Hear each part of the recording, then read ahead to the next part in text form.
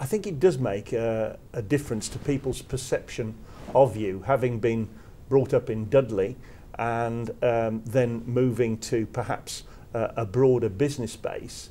I think you learn to be as neutral as you can in terms of accent.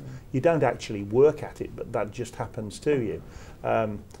With both grandfathers being broad black country, I think the guttural nature perhaps and the fact that it's at the back of the throat for the Liverpudlian, Manchester and black country and Birmingham accents tends to perhaps be less attractive than the lilt that you get in the voice from our Welsh and Irish friends.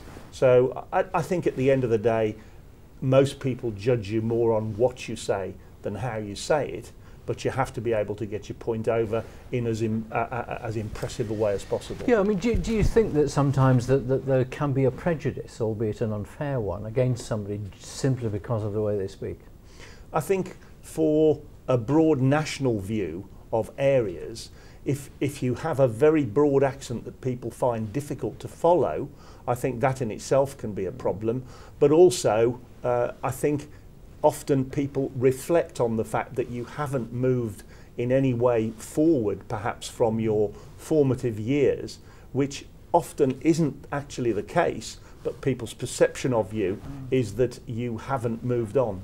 You said both your grandfathers had got very obvious black country accents.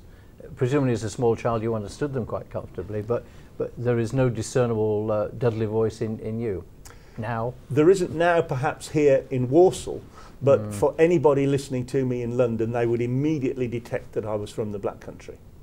It's amazing really that we don't hear it, but people from around the country hear it very quickly. They do say wherever you are from, whatever you have done to disguise your voice or change it, there will be certain words and certain vowels that you will say that will instantly give away somebody who knows. They go, ah, you're from here, you're from there.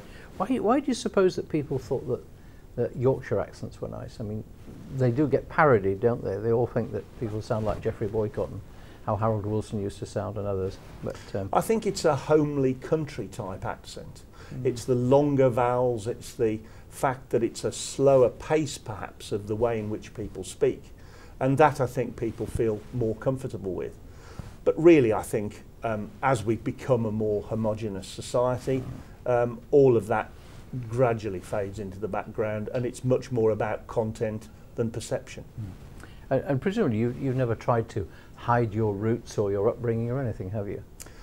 I don't think so, but I think perhaps when you start from a place where you don't speak proper and you can lapse back into where you came from, what's really interesting to me is the difference between dialect and accent, because of course we have that rich aspect of our black country dialect which actually arose in many cases from Low German, from the area of where we had a big input from the Protestant persecution in areas like the Low Countries. And so where you been is you are is directly from German. So I think our history, our heritage, which of course goes back to pre-industrial revolution times, is why we have such great strength in our engineering background. And I suppose as well the very fact that you've spent your working life around here, your university life, everything you've been involved with has been within 10-15 miles, hasn't it? Absolutely, and I think that's typical of many of the of our population here in the Black Country, but that's also our strength, because again we always say when you give a machine to someone in the Black Country, don't give them the instruction book right at the start, because if you let them play with it for a week, they will find things that machine can do that the manufacturers didn't know it could do. And you only want to give them the instruction book week 2, because they really do find incredibly innovative ways of handling things, and that's our strength as an area. I think the more that schools can do to make young people aware of what's happening in the world of work, so that the link between their education and their schooling actually Seamlessly moves through to hopefully a successful career in some form of activity. The more we can make our young people aware of what goes on behind those factory walls, I think, and that really behoves businesses too, to make it more obvious to young people what jobs that there are available to them. Often people see perhaps a product coming out of a factory and they don't realise that in addition to maybe the engineering that goes behind that, there are PR people working in that business, there are accountants working in that business, and so we want to encourage our young people to see the opportunity perhaps for design and for the whole of the aspects of the business world to be available to them. Retail too, of course, so that there are great careers to be had beyond their schooling, which in many cases is not addressed in the actual schools. But of course, whilst we have our schools judged wholly on exam results, we are inevitably going to have teachers pitching only for that. I think business would say, how about if we judged the success of a young person's career at school by where they are at 25, not where they are just by virtue of the O-level results which are coming out tomorrow. I think one of the, this part of the world in particular has got such a tradition, such a history of manufacture, and so much of that seems to have gone by the by. I think that there's more rhetoric around that than reality. I think we still have a huge number of excellent engineering businesses.